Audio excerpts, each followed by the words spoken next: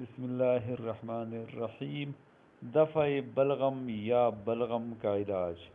اگر کوئی بلغم کے عارضے میں مبتلا ہو، توک اور کھانستے ہوئے بلغم آ رہے ہوں، تو علامہ دیربی نے لکھا ہے کہ جو شخص عارضی بلغم میں مبتلا ہو، اس بیمار شخص کو چاہیے کہ وہ نمک کی 7 چھوٹی چھوٹی کنکریاں لے۔